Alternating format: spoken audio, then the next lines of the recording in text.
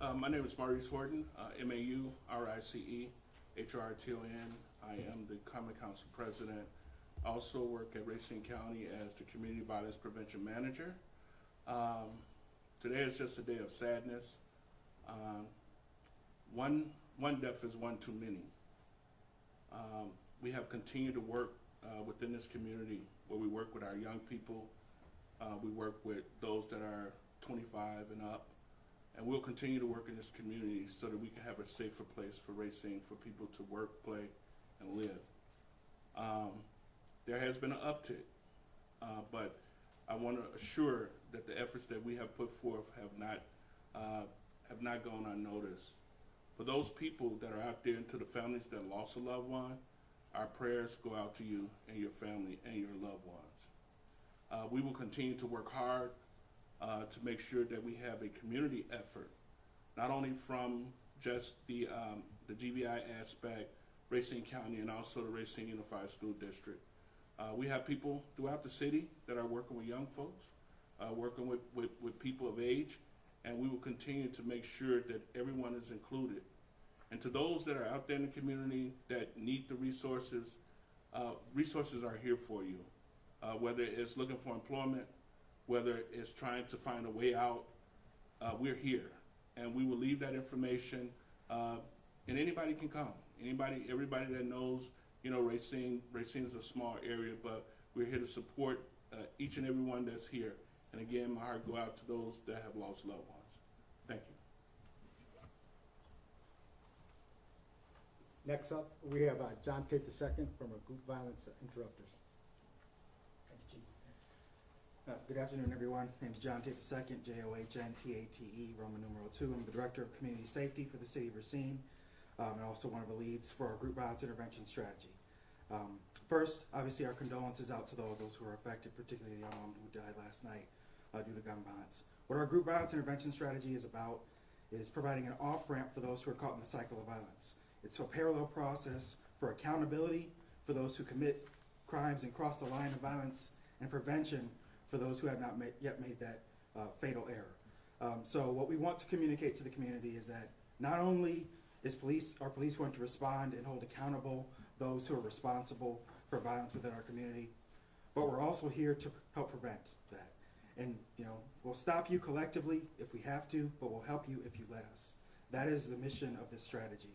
So for those who are at high risk, we are here. We have a team that's currently out right now trying to engage individuals in the community who may know what happened last night, who may be affected by what happened last night, who might have feelings about wanting to respond to what happened last night, and to encourage them and discourage them from taking those actions into their own hands and allowing law enforcement to do their job, but also to give them an off-ramp out of that cycle of violence. The resources that they need, as President Horton mentioned, employment support, therapeutic support if necessary, and just a hand to hold on to as you try and extract yourself from a very difficult cycle of violence. So we are still here collectively as a city and a county and a school district and community partners working to interrupt this violence. And we've made strides, but certainly when things happen, there are questions. So people want to know what we're doing about it. And it's not that we haven't been doing anything at all, but we are ready to respond, and we have a team in place ready to get out back into the community, re-engage the community, and try and interrupt these things before they escalate any further. Chief Ramirez? Okay, I'm willing to take any questions here, if there are some. In this morning's incidents, did the club have surveillance video you were able to look at? And did that help you identify who you were looking for?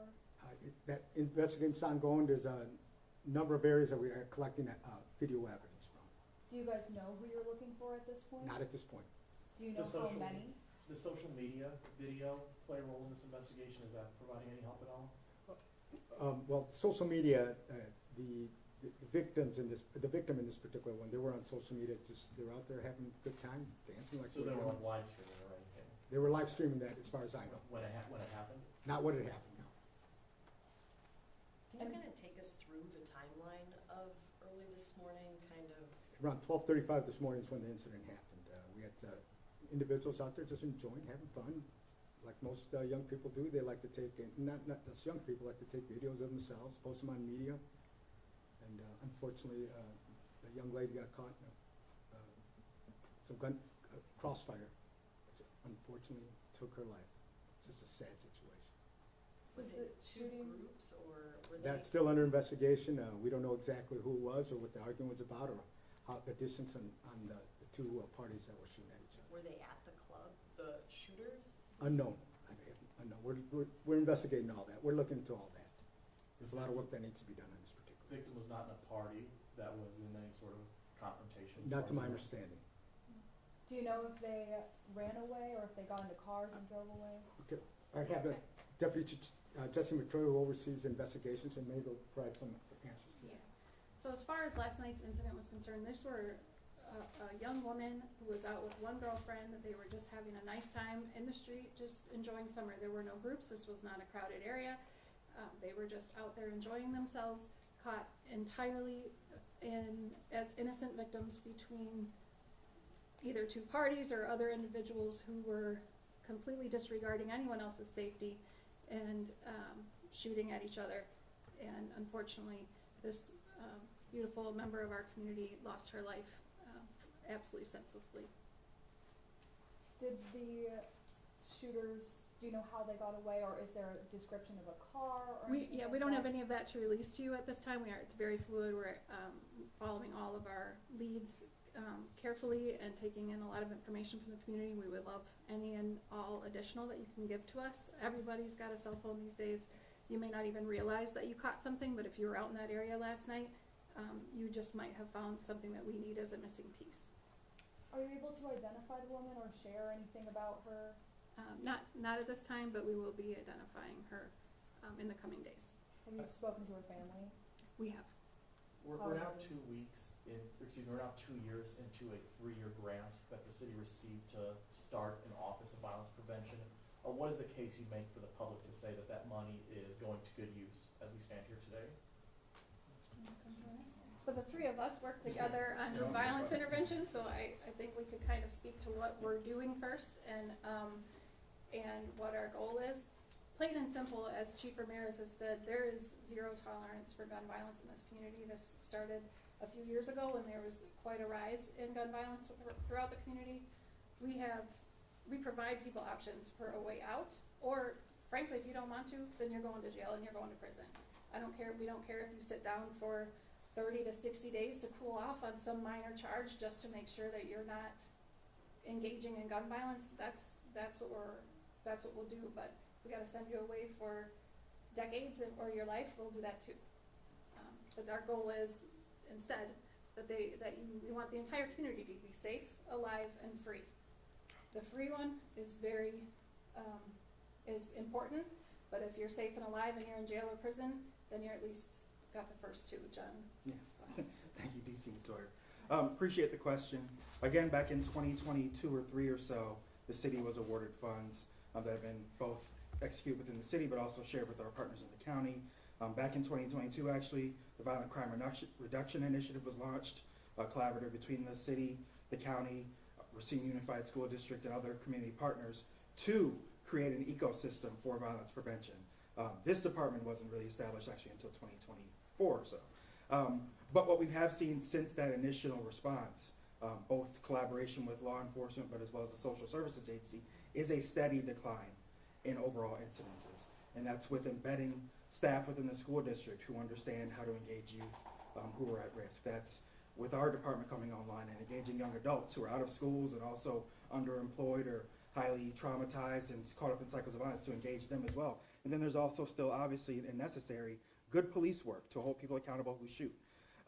But collectively, this approach doesn't work without any of us being at the table. But we are seeing positive dividends. And when we have infrastructure in place, it does give us a chance to respond to upticks in incidents because we're not starting from scratch. We're not engaging people out of nowhere. We're actually tapping into networks that we understand to find out who is feeling the heat in the community, who is prepared to respond in a negative way, and how can we get a hold of them before they choose to make that, before they take that negative option, and how do we deviate from escalating cycles. How confident are you that the relationships you've built to date will lead to information that leads to the arrest in this particular incident, which sounds especially troubling? So, to be clear, the relationships that we use aren't necessarily to result in investigations or prosecutions. That's the police's job. Our relationships are to deviate people from making negative choices to escalate conflicts. So police have their role, we have our role.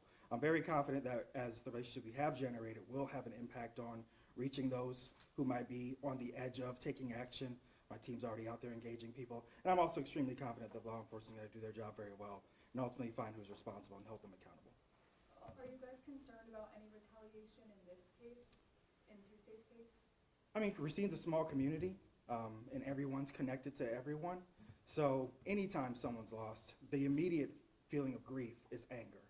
So we know that someone out there is feeling something. And our goal is to reach them, both be supportive in that grief process, but also to help them slow down their operations so that they don't end up making a choice that they may regret or that might bring more harm to the community. Chief Ramirez, this one's directed to you or the mayor. One of the questions I have, and we've been getting a lot of questions online, is how are we going to hold the people responsible that have that gun? So we had an incident where a young person lost their life because it was a family member's gun, and they ended up loading that gun. How are not just the people that do the violence, but the people that are responsible for the gun going to be held accountable? I mean, I'm not sure what particular you're talking about. Anytime there we do investigate where the gun comes from. We look into all that. We trace where the gun comes from. If a young person has a gun in their hand, obviously we want to know if the parent or parents or guardian has knowledge of that. If someone's under 15, there are gun laws to protect. Not 15-year-olds or younger should never have a gun. There's gun laws that say if you're 15 or younger, you're not supposed to have it. And if the parents allow access to that gun, they also can be held accountable. What's your message to the community concerned about random violence or being in the wrong place at the wrong time? Well, one thing I like to see is that you have a Second Amendment right to own a gun or have a gun. You don't have a right to just use it whenever you want, whether it's shooting in the air or shooting at people. You don't have a right to do that unless you're defending someone else's life. Unfortunately, we've had incidents where people just like to settle arguments, or you've been disrespected on Facebook, or there might be a domestic incident, and they use a gun to settle their differences. And it's my message is be a responsible gun owner, lock your gun up, get a gun lock if you're going to have it at the house, so no children have access to it. If you see something that may be a potential for violence or gun violence, call the police. Let us intervene. Let us settle the disputes. Don't be easy to grab a gun and just shoot somebody, because it affects lives, not only the victim, but the person pulling the trigger. Chief, as a quick aside, we had an announcement today from the DA's office that they are not going to issue any charges in the case of a previous officer-involved incident. Is there any message you want to share with the community as it relates to how the officers themselves are doing, and just a general message to the community as that incident kind of is officially closed from the investigative perspective? Okay, I haven't read the entire report on that yet, so I don't want to comment on that without reading the final decision from the district attorney. I am aware of it. That decision came out today. So no comment on that particular thing, but I know that our officers are often faced with a lot of gun violence that they respond to. They go to shootings, and we had 15 incidents so far. That's one each day here, in that averaging out. But officers respond to gun violence. We have to respond to gun violence. This is nothing that they take lightly. This is nothing that I take lightly. Being a responsible gun owner is so important. Like I said, we have vehicles that get broken into, and guns are stolen. That's how some people get guns. It'd be nice to get put a lock on it, put it in a safe, and just be responsible. Do not use guns to settle arguments. Do you know how many? Are those two officers back on duty? Are they kind of back? No, we have procedures for officers. No, not yet. Those officers, we have procedures for officers that are when they get involved in a critical incident. Do you know how many of the guns used in this recent uptick were stolen or otherwise obtained illegally? Like, we've had issues, in Milwaukee with ghost guns. Can you tell us anything, if you guys are tracking anything? We track everything. We track all the cases that we have. I know that we had, since October 2021, we have what they call 631 habitual guns. That means they've been used in 2 incidents or more. Out of those, we've recovered 400 plus of those guns. I know that there are at least 1,100 guns out there that have been used at least once in the city of Racine. For a case like the nightclub one, this most recent incident, how vital is community tips specifically? Is this something that you feel like Extremely this is more important. likely to be solved because someone's going to say something? What helps us are good witnesses, getting tips, We follow all the leads that we can get. Technology has helped us. These gentlemen back here help us a lot in to prevent some of the violence, to interrupt it. We work like with Racine Unified School District. We work with a number of people, a lot of community members to help us to bring this violence down. We want people to be free, safe. We want them to walk out in the street. We have pockets, we have clusters of areas that we pay a lot of concentration to, but the shootings that's happened here in the city of Racine have been spread out, different locations. Shots fired, people use it to celebrate the 4th of July, the New Year's. They'd like to shoot their guns. We had a young kid individually got hit by a stray bullet that fell out of the sky.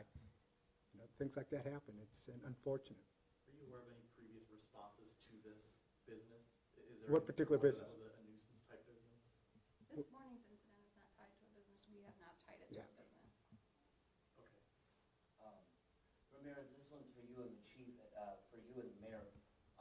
You keep saying tips and stuff like that. Is the program to get businesses a program where you guys get access to the cameras and you guys give funding for that? Can you tell us a little bit more about that program?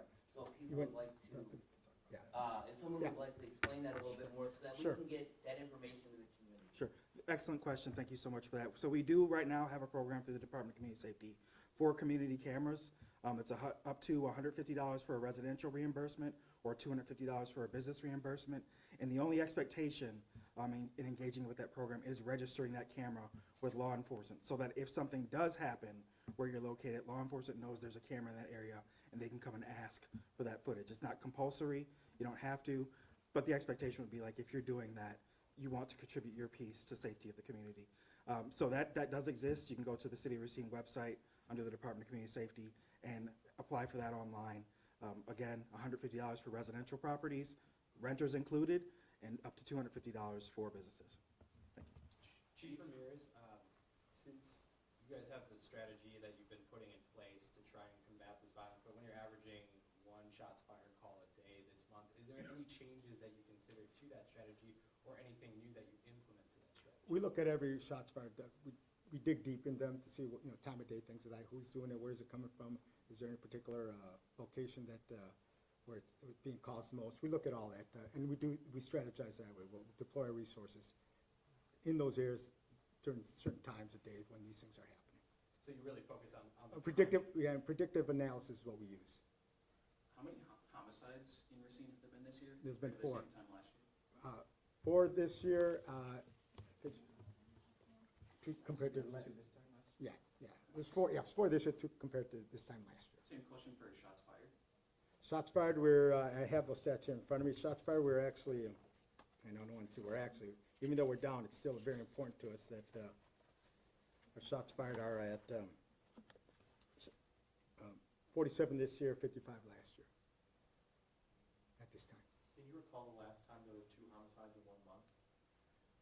I'd have to do some, January, I know that we had, January 1, 2024, at a tavern, we had double homicide. Is there any description you can give of the shooters or anything to help people out? And then on that same vein, should people be concerned, is there any concern for public safety with these shooters still out? Just you want to answer that? Yeah. We're not prepared to, sure, sorry. We're not prepared to release any specifics regarding the suspects' descriptions. We are always concerned, right, when any time people are out and about, if we have random gun violence occurring. However, Chief Ramirez and Deputy Chief Adam Malacara and myself are directing resources from both of our divisions who will be out and about, providing heavy extra attention over the weekend and throughout the summer to continue, which we want to assure the community that we are deploying more resources, and we will be out there in addition to all of the things that we do behind the scenes as well.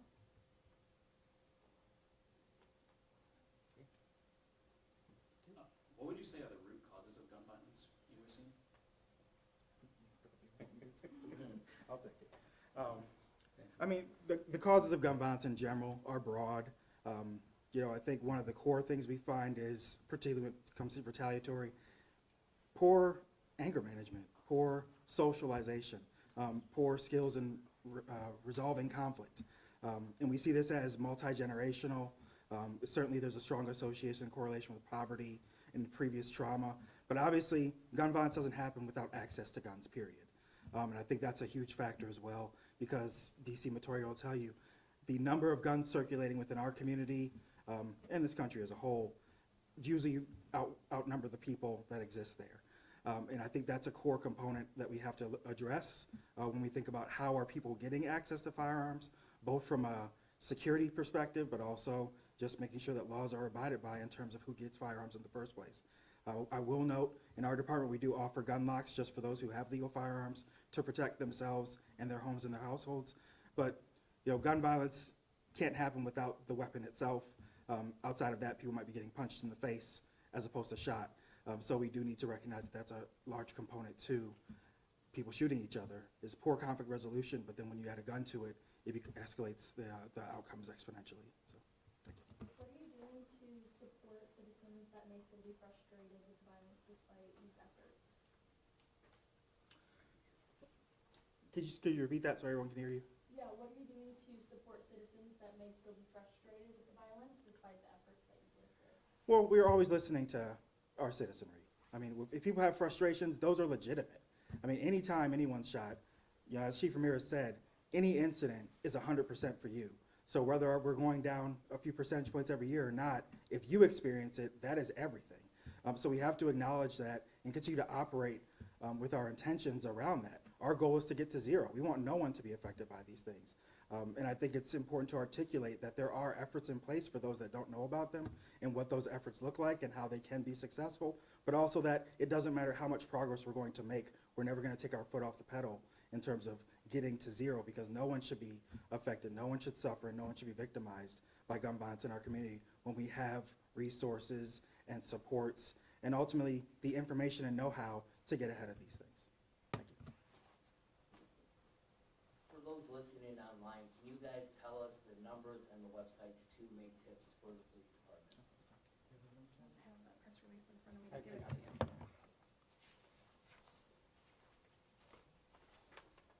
Yes. So we have it listed on Facebook, on our Facebook page, which you can check out there as well.